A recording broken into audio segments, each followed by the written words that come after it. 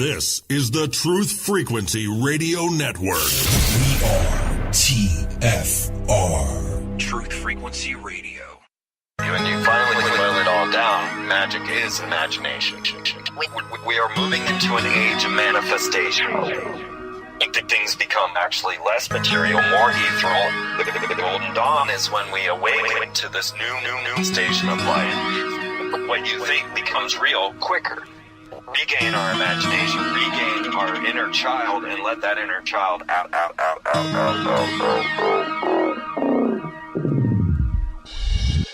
My name is Frank Castle, founding member of the music group Heist and New York City Neo Shaman. After a serious injury sidelined my career in 2013, I decided to set out on an adventure to search for myself with the help of the plant medicine ayahuasca. What I discovered waiting for me was something I could have never prepared for. It was time for me to become something more, someone more. It was time I became fearless.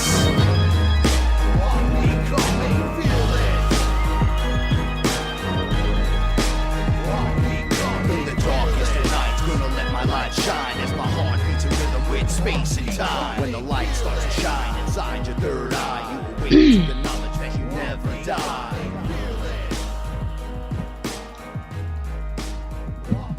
What is up, everyone? I was just laughing about this, and Ra wrote it right into the room. Something more, someone more. I was just sitting here screaming. We were joking about that last night, too, weren't we? What is up, everyone? My name is Frank Castle, and I'm your Sorcerer Supreme right here. Every Saturday night on Truth Frequency Radio, and this is Fearless. And I'm here with my etheric translator and co-host, Paula Milo. You don't even know. Hey, everyone. Shout-outs to Ra. Hi, Ra. You're awesome. We have the greatest night in radio. Shout-outs to Chris and Sherigio. Love you guys so much. Without you guys, we wouldn't be here doing this. Word. Not like this at all. No, not like this. So, what's going on, etherical translator? Well, since last Saturday's show, a lot has happened. Spiritually, physically. I want to just say something. Etc. I want to kick off the show with something a little more right out of the blue. Right before the show started, I had been watching this thing on the X-Men. I don't know what it's a cartoon thing, a comic book thing. And right as Paul and I are sitting down to talk, because we're going to get into what had happened, we're just sitting quietly, right? And, chilling, doing our thing. And then you hear the narrator go, and then Jean Grey, who's the psychic, right? Everybody knows Jean Grey has the telepathy powers, and she could control minds and talk to you in the minds, right? All right. Could now access the White Room. And within the White Room finds souls lost, walking around, trapped, right, not realizing what's happening as they are standing in the light. And I pause the video, and I look up, and I start going, are you kidding me? We talk about this all the time. And now here it is directly in a comic book that the one character that has the ability you would have under ayahuasca, DMT, the creator human at its next level, having telepathy powers, being able to move in and out of different dimensions and stuff with your mind. And there it is in the comic book. Right? And I'm going, it's like hitting the note perfectly as we're getting ready to start. It's not only everywhere. The guy said something also earlier, and I yelled to you from the kitchen. Yep. He said, the destruction of the Greys. Now, he was talking about Jean Grey, a character, and her multiples, right? So he said the destruction of the Greys, and it will start anew. And I said, out of everything he said, that's the only thing I heard, and screamed, did you hear it? It's in the speech. Right? The destruction of the Greys. Right at the moment that we're talking about timeline shifts and changes and how the Greys are interfering with everything from day one, trying to get the DNA and do all these things. Out of the guy of the comic book, it just pops out. And then it's built into all words anew. So the new timeline, I'm gonna show you like this.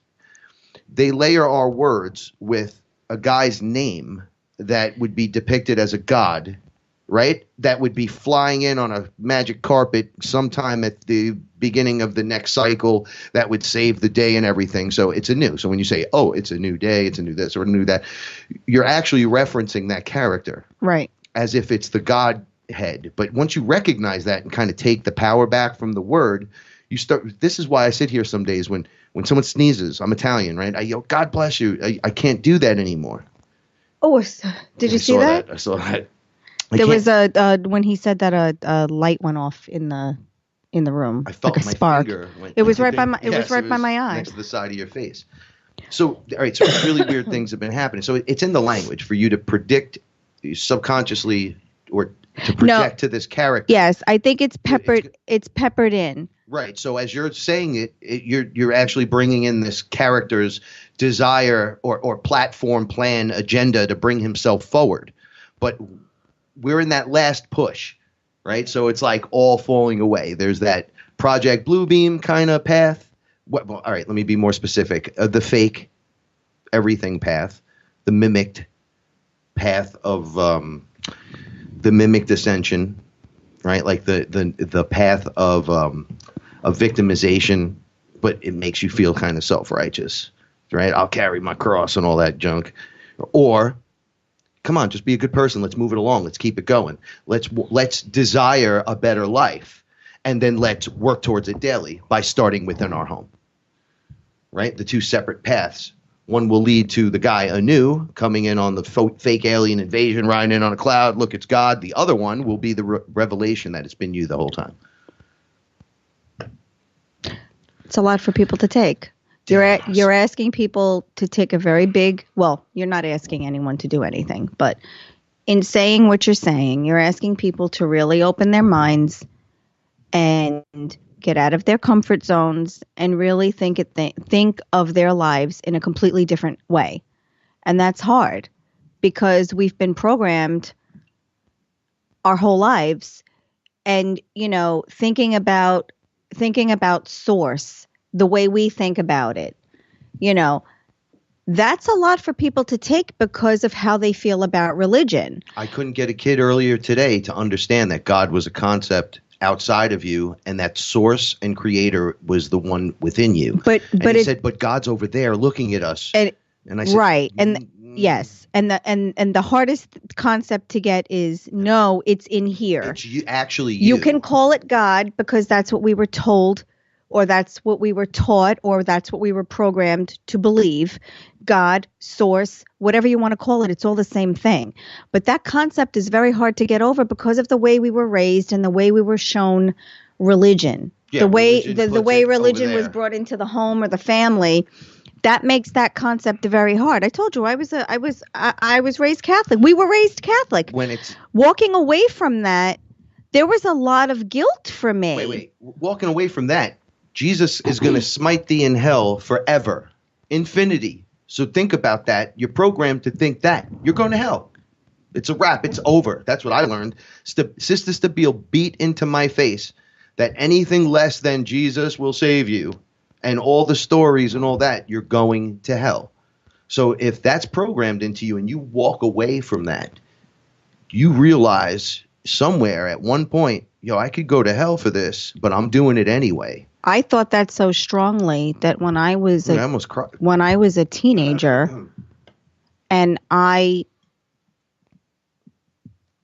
cheated on a boy with another boy. I mean, nothing was even happening, but I liked one boy and then I liked another boy more. And because of religion and because of the way we were taught in confession and the way, I was raised, I really thought that there was going to be punishment from above that was going to rain down on me. Yeah, something that's going to come back and penalize or you. anything bad that I did my sister and I as kids. I mean, my parents got divorced and I couldn't make mass for an entire year. I didn't go to church, mm-hmm. right? I was young. My parents were like, you're not going, right? Then I make first communion, but I got to have confession. No, it's first confession. And then you had to go face to face. Yeah. Mm-hmm. They put me with the new priest, Father Tom. Mm-hmm. We all know the story about Father Tom. He's actually my cousin now, and he's married to my first cousin, and they have 3 beautiful kids. But Father Tom grabbed me and said, like, buy the shirt, the lapel, and was like, what's wrong with you? You need to go say this many Hail Marys, this any Our Fathers, and we are not dealing with this any longer.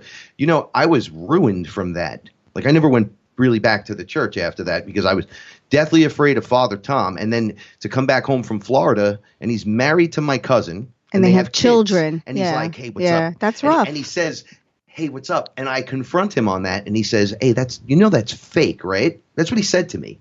He goes, I'm family now.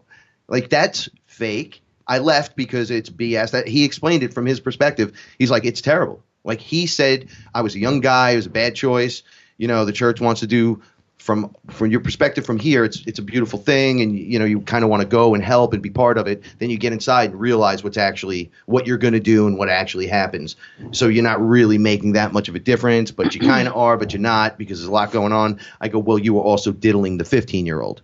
So you, as a character, not only freaked me in a terrible way, you also ran off with a girl in the 6th grade, right? But it turned out okay. It's okay. But you just made the point for religion. But there's again. the conflict, right? You were programmed and you were taught one way, and now I'm looking at him in I'm a very thinking, short period of but time. Jesus is going to put us in hell, guys. Right. And then he's like, nah, get over it, dude. I'm your cousin. This is before ayahuasca by a lot. I was coming out of Florida. I was coming home from jail. And I was like, yo, what's up? And they're like, we got to prepare you for this. And I laugh at it now. You know, I see Tom now. I hug him and told stuff. you I put him in a headlock. He's like 6'2", too. When I went for First Holy Communion, when we had to go to confession, we used to sit on the priest's lap because we were little. We didn't go in the booth. We all lined up, and there was a curtain, and everyone would go, individually. We'd go behind the curtain. I don't even remember that priest's name anymore. They used to say you could open up your mouth and let him put the host on your tongue, and I'm like, I don't think that's a good idea. He's not wearing gloves.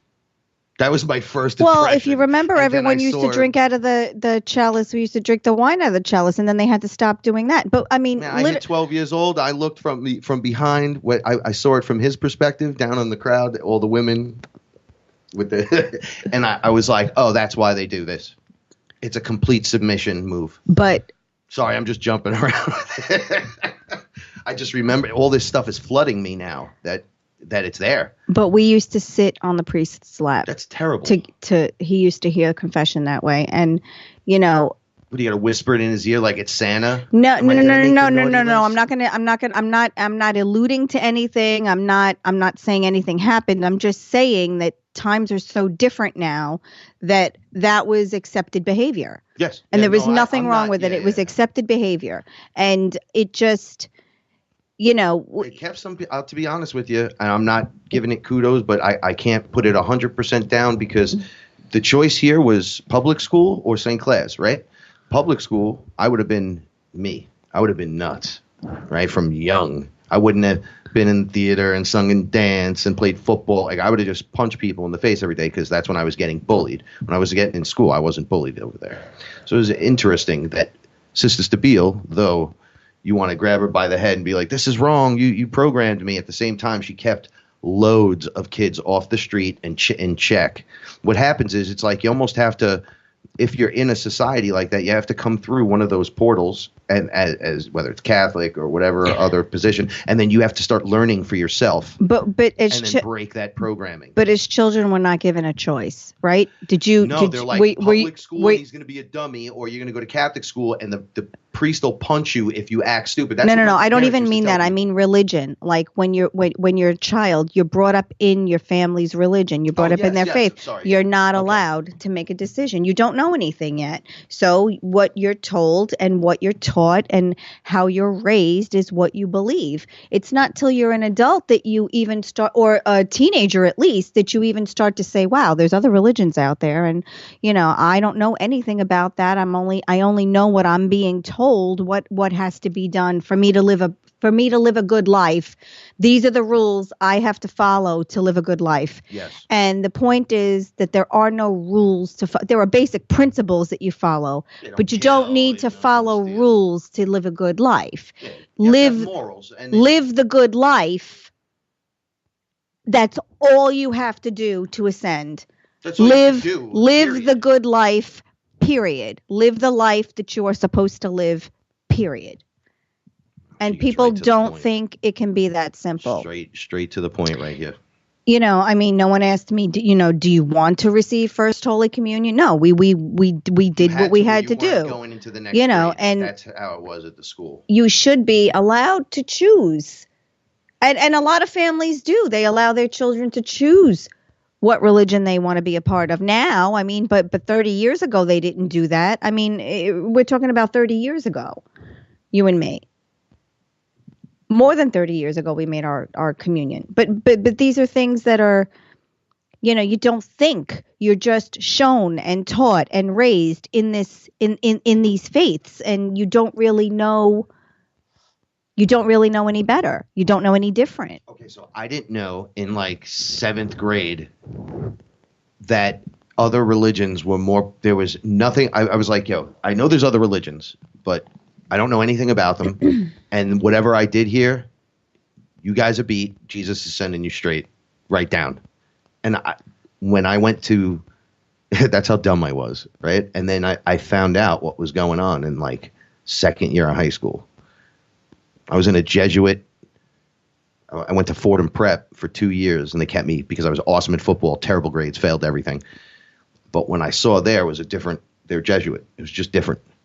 They'd beat you and teach you Latin. I thought they were summoning demons all day. I swear. I was like, you guys are evil. You're like you're so evil that Stabile would come in here with a cross and try to beat the exercise. You're still scared of that nun, huh? Yeah. It's many years now. She grabbed me by my ear and lifted me out of a chair in 1st grade for talking. And it wasn't me. It was the kid behind me. And she threw me out, and I cried for like 2 days straight. I looked at her and just started breaking into sweats and tears. And she was like, "You let me tell you something."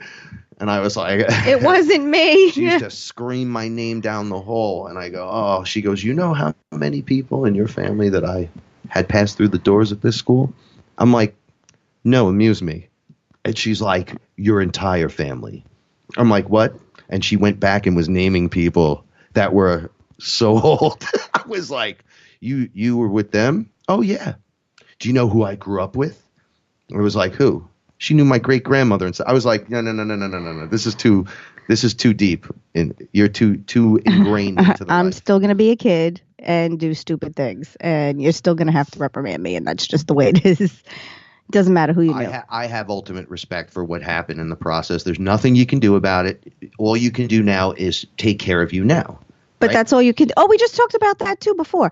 All you can do is start from where you are right now. We can't go backwards. We can't even go back an hour, a minute.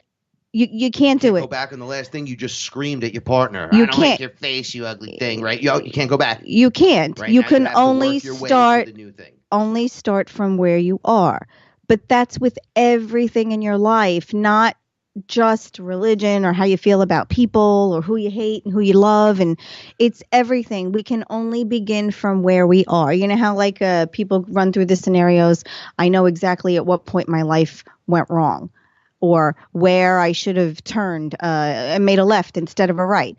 I did it too. When you do your life in review and you're like, well, at 17, if I didn't make that choice, this would have never happened. Listen, and if I did my life review this week. Again, yeah, but you can't. It doesn't matter. It does. You can't. Grateful. But you can't go back. No, I know. I started to become grateful. We were talking about that. I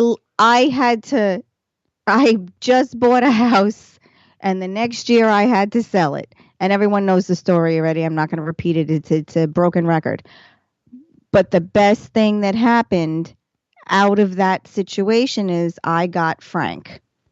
So for me, it was worth all the pain and all the heartache that I had to go through because I look at my life now with Frank and several animals, and I wouldn't want it any other way. So I lost everything to gain everything. And well, you lost everything you thought you needed and got what you really needed. Exactly. But who it's knew? The hero you need, not the hero you want, baby. Of course. Right?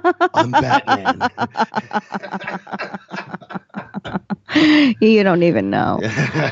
But it's true. You don't. You don't. It's like that. That joke. Like, the guy is getting ready to die, and he says, "God's going to save me. Don't worry. Go, go." And then they send him a helicopter and a boat and this and that, and then he dies. And then, but God was sending, and this is silly because this goes against everything we were talking about. The universe sending you the help, but you're not recognizing it because you want it to come in the form you want it to come in. And it doesn't work like that. All we need to know is what do we want? What can we do to make what we already have better? The universe figures out the how and decides the when. Okay? You don't even need to explain why. You just need to come up with the what. And the universe does the rest. Just get out of the freaking way and let it do its job. Stop putting so much Don't put restrictions on anything. Yeah, no like, Frank and I, we were joking, and we talked about this on the show probably about 3 or 4 months ago. I was walking around and I was very sad and very upset and, whining. I want something to love. I want something to love. And the universe has sent squirrels, cats, more cats with kittens. I mean, so I got exactly what I asked for. This is you're bringing it right into the next thing. I want to talk about manifestation and abundance. You have to watch what you asked for. But that's what I did. I manifested what I asked for. Yeah, but say it like the way it happened. You came out and said, I want something to love. I need a change. How did you say it? Say it like you said it. I need something to love, right? You put the intent behind it so they know, right? And then what happened? I said I wanted a kitten that when it opens its eyes, it sees me and only me, knows only me, wants to be with me and is part of the family, but he's mine to raise as a kitten. Squeak died. I want my own, right? Like I have Buddy and everything. We have a family. I love him, but I want a kitten. What happened, Paula? Sunday, we wake up. We did the show Saturday night, had a great show. Wake up Sunday morning.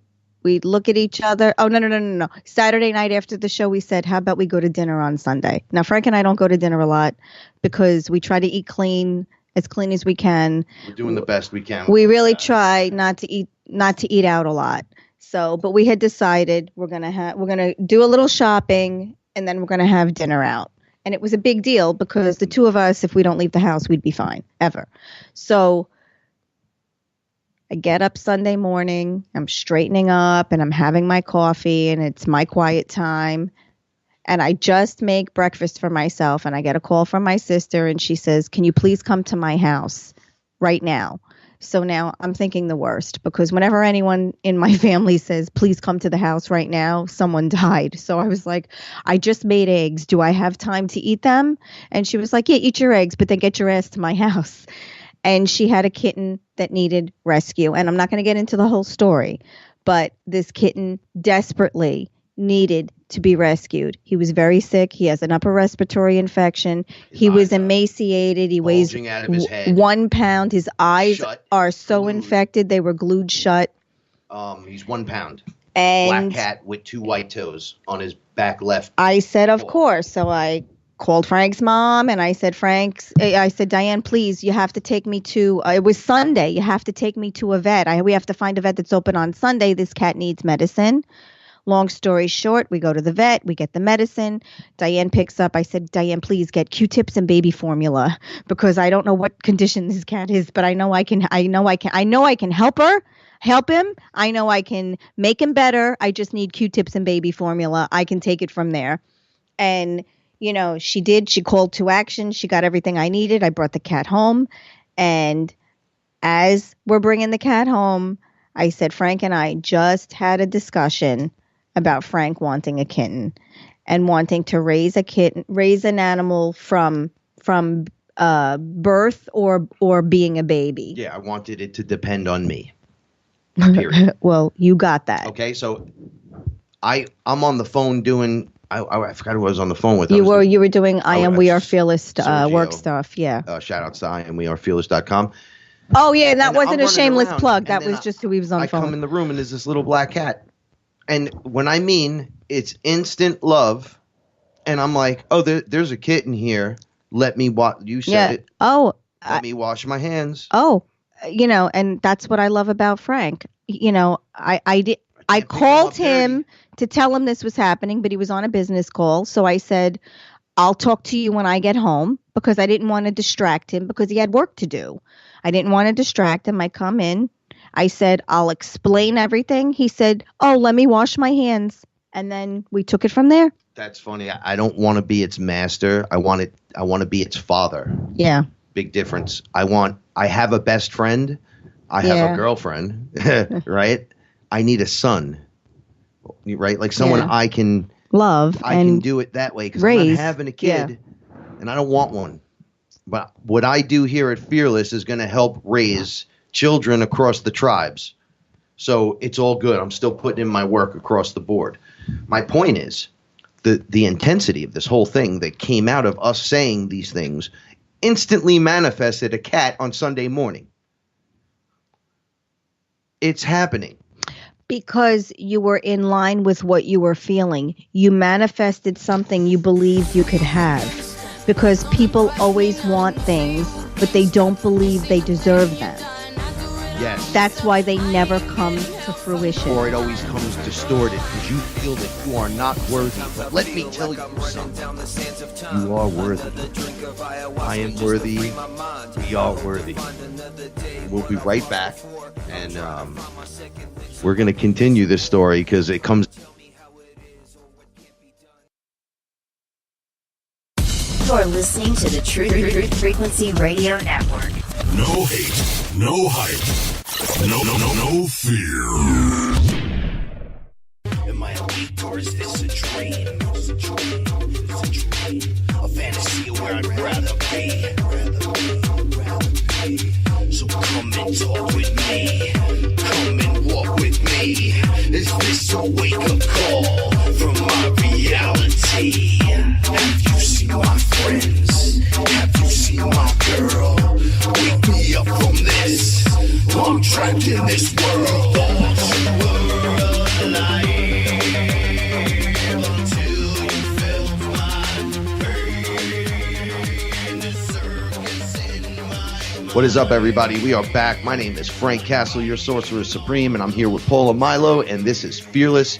Before we get back into everything, I want to say, if you guys are interested, go to IamWeAreFearless.com. It's the holiday season. Mm-hmm. Take a look at all the great designs and all the different. Oh, there's a lot of clothes. new stuff too. Holly's designs are incredible. Oh, incredible! The We have jewelry, shoes.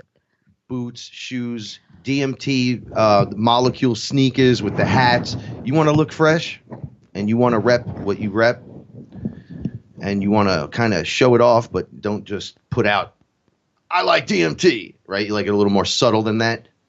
Check out some of the designs. You'll love all the artists are different. They bring a different thing to the table, and you help support them. And it's a growing community. So join, subscribe, check it out. And I want to say hello to the chat room folks. I was having a hard time seeing the screen. We have a different setup. So I'm sorry I'm not commenting to what you're writing because I'm having a hard time seeing it. She's lying. She's like doing voodoo magic back here. I'm just kidding. With my one good arm. With my one good arm. All right, so day by day, having the cat in the house. Now, I named the cat Little Bear, right? His eyes are shut and bulging, so he has an AKA Matt Murdock, right? Daredevil. The cat without fear. Okay? If his eyes open, I might remove that AKA from him, but until then... Yeah, we're not sure if he can see it. We're not quite sure if he's going to be blind or not. So that is a responsibility within itself. Now, I know you guys are like cats, this, that, housework. Yeah, this is going somewhere. Okay, yeah. So I believe the timelines are definitely collapsing around us. Oh, yeah. I've been having some really intense moments. So day by day, the choices I notice myself making, okay, like I'm going to keep it simple. Okay.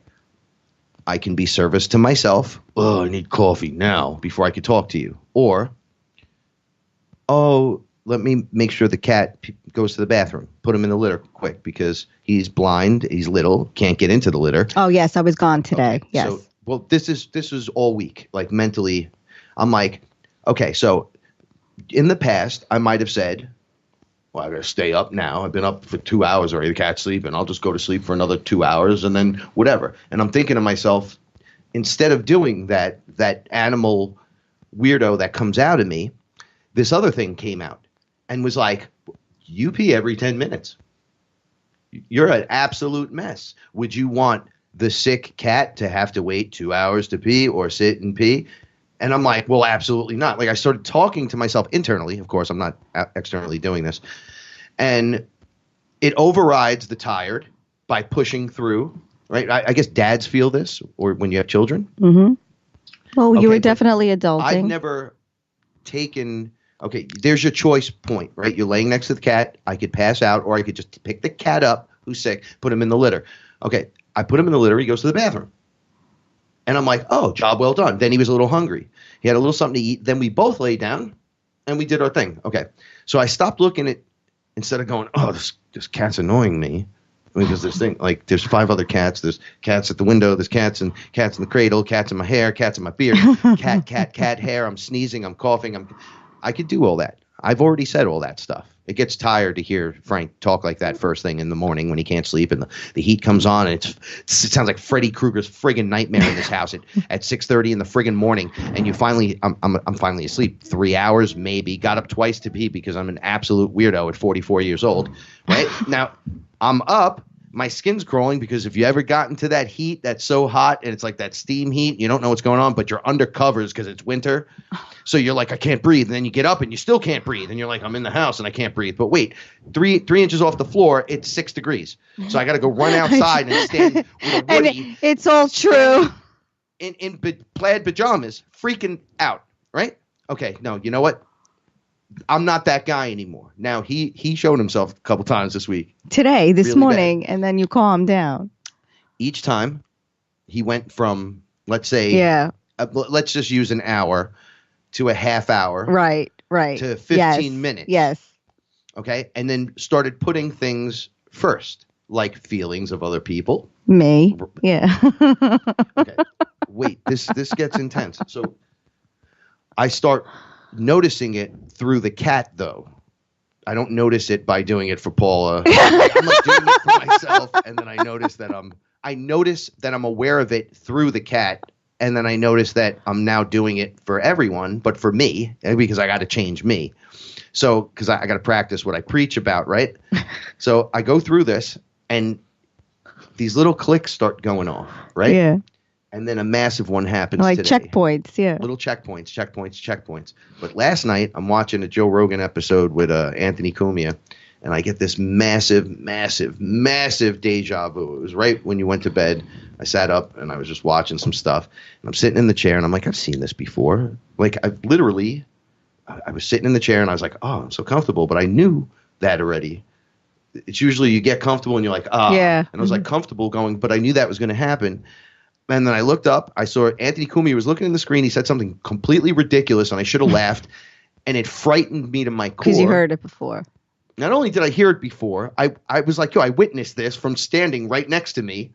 I already went through this already. Mm-hmm. And I was losing my mind because all week long, I've been having internal arguments with negativity and negative people in my life. Yeah, we've been closing a lot of the contracts. I saw my father in my dreams. Yeah. I saw my aunt, who is just a piece of work, and I love her to death. I love my father to death, but you know what? There's stuff, man. So I'm not going to get into my stuff, but so I'm like, I don't want this in my life no anymore. I don't know what's going on here, but I've witnessed this and I've gone through this, and then all of a sudden, oh, it's gone. That stress is gone. I'm like, what the frick is going on? Why are these negative? Like, oh, I'll fight you in my head, right? Like, I want to fight all of a sudden. I want to fight you. And what did I say in the middle of the week? I was throwing punches in my head at things, and I was in slow motion getting beat up because you're not supposed to be throwing punches. And I realized that, and I said, let me stop doing this. Let me stop throwing that around. And then it just stopped instantly, but it was gone. it was literally gone. Like, I'm like, what's happening?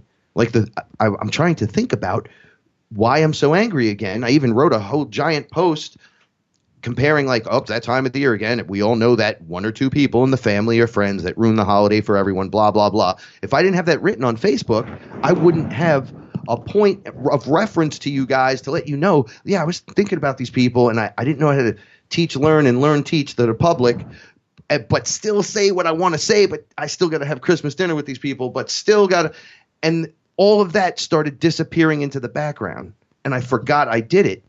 And then I'm like, no, I'm aware I did it. The post is right there. And then I started thinking about how I wrote it. I couldn't remember. Mm-hmm.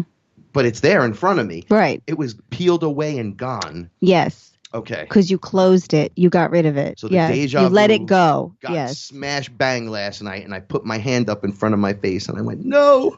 And then I closed my eyes. I swore I saw a portal, and it was sucking stuff out.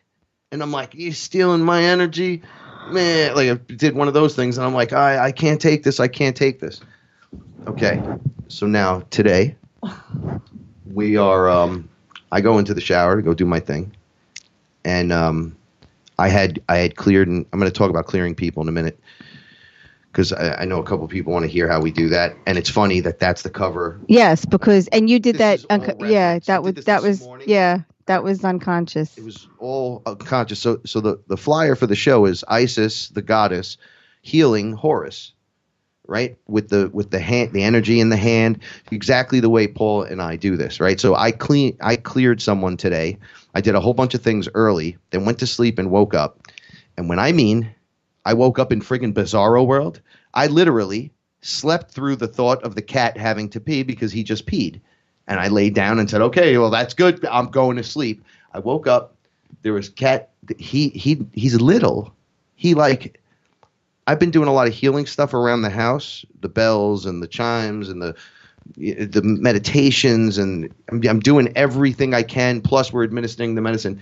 And there was like cat pee everywhere. I was on with Rihanna when this happened, by the way. I was talking to her about what she's getting ready to do. Shout outs to Become Your Own Shaman.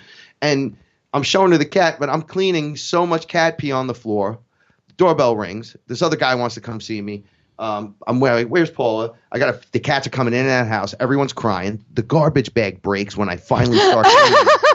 And I just woke up, and I put the coffee on. I had pee hands and pee socks. I was bugging out so bad. And then I took a deep breath. We do this thing, dragon breath, right? Yeah. So in through the nose. Out through the nose. Out through the nose, in through the, right? You do it a couple times, then one, whoof, out through the mouth, push everything out. All right. I was doing that like 1,000 friggin' times. And I'm not going to kick the garbage that's just peed on the floor, because there was other stuff. So I had to disinfect the house. I had to wash the baby first, because now the kitten is sitting in the in pee. And normal Frank would have just thrown everything out the back window. And so I don't know. You would have. You would have Rockstar. kicked everything. You would have cried, hated the screamed, world. You would Paula, I have. need help me. I don't want to touch pee-pee, right? Like I hate to talk about this like this, but look, I didn't do any of that stuff. Okay? I fucking You slipped. You slipped. Oh, all right. I got sock soaked. My hands got soaked. I cleaned the baby, talked to Rihanna, fixed everything, cleaned the whole house, fed every cat all around, got everything set up, and was able to smoke a doobie. All right. And then when Paula came in, I had one into the shower. She came in, and I was saying, why is there more negative? I kept seeing the negative people, like the last vestige of like what I would have an interaction with from someone with my family. I'm like, I don't like this anymore. I can't have you around. And I kept hearing, oh, I'll kill you. And I'm like, I'm not killing nobody, bro. I don't want no part of this. Like, I just don't want no part of it. So I came out. I was singing in the shower. You heard me. I got my breath, and on the last song I was singing, I didn't sing. I was doing ohms. And then I came out. I said, Paula, before we discuss anything, you have to ground yourself. And you have to connect to the highest frequency right now. And you looked at me and you're like, oh, okay. And I started like it was like my energy was trying to jump onto you. Yep. And I'm like, if it jumps on her and I don't want her, It's going to be an energy vampire. I'm going to drain Paul of her energy, and she's going to be asleep for the show because she's already had a long day, right? So I prepared her. Then we kind of you took over. It turned into a verbal healing. But what did we do? You talked. You said a bunch of nice things about me. Mm-hmm. Well, you took care of the situation. I was expecting because I was at the grandparents' house. You guys don't even know. I turned around and walked away. The cat was eating after everything was clean, and I sat down and I was still talking to Rihanna, and I looked back and he peed on the floor again. And it was everywhere, and I went, okay, I got this. And all right, I was really bad, guys. And she was saying very nice things about me being a papa to the animals and how my mother sees me and all this. And I start crying. I mean, I'm going to do it again. I was crying really bad. Now, what was really happening, I saw her higher self was like the pillar of light that I speak of when I say I turn to the pillar of light in the darkness, because you have to root in and ground and then pull from your highest energy source, like the infinite source. And then I went in for the hug, like, oh, now I'm coming. And as you were talking, I was just pouring tears and pouring tears and pouring tears. And as this happened, I started to lose memory of all the other things that occurred. I had to jot down notes because I couldn't remember who the people were. Because none of that matters anymore because it already happened. And you're done. Now you move on. Yeah, but it's okay. I witnessed within myself the purge. I've been doing the work, hitting the checkpoints, not realizing it. I didn't even realize. I haven't been doing the meditations online because we have the baby here. And I just, you know what? I'm meditating with the baby all day. And right now, I don't want to be bothered. But because my baby, the little kitten needs the baby, me now. the baby comes first. In another week, I'll start the meditations again. And then I'll join. Everyone could come in and help me with the meditation. We could help each other again. We could do the whole thing. But whatever checkpoints I needed to hit and unlock came up in this weird organic way, and I opted to follow. But you have to hear what happened to me. So now I'm at the grandparents while this is happening because I went to go check on them, make sure they're okay. So Frank calls me at the grandparents, and he tells me the cat peed on the floor twice, and I have pee feet, and the garbage bag broke, and there's garbage on the floor. So now I'm preparing myself while I'm at the grandparents for what I think I'm coming home to. So I was doing the deep dragon breaths in the car because I thought I was going to walk into a nightmare, literally walk into a nightmare. And I'm like, we have the show and I don't want Frank to be in a bad mood and let me just get home. So I kind of was grounded before I came home because I didn't know what to expect when I walked through the door. Frank just ran to the window for a second, but I didn't know what to expect when I walked in the door because I didn't think you were going to handle the situation the way you did. Right. It's always nuts. It's always crazy, right? Because when is it not ever crazy, right? Because that's the way it always is. Let's just be honest, because we're gonna give a 1-2 punch now. It's always crazy. There's nothing we can do about it. It's always nuts. Well, Frank's always Frank's and Paul is always Paul. No, not true. Not true. Cleaned up the act, got it together. You did. Together, you pulled it together together in the moment. And when Paula came into the room and this occurred, it was like her higher self was holding me, just like, all right, on the flyer for the show tonight. It's on Facebook and Instagram and Twitter. It looked exactly like that, except I was kind of like more on my knees, like, because I was kind of like, I kept leaning into her for hugs and stuff, and Paul is shorter than me, but it looked reversed with your higher self. Your higher self is awesome looking naturally. And is it skinny? No, I'm kidding. Beautiful pillar of light in the darkness, my love. Thank you, dear. Most wonderful experience. Now, people are like, how do you clean and clear? This is exactly what we do. I could speak from, I watched Paula run her hands over me. That's all it looked like. And she was able to find as if she was scanning, okay, over my body with her hand, like wanding me with her palm, finding whatever it was attached to me, because it's mostly attachments, okay, and then being able to pull it up and out one way or the other. It's coming out of somewhere.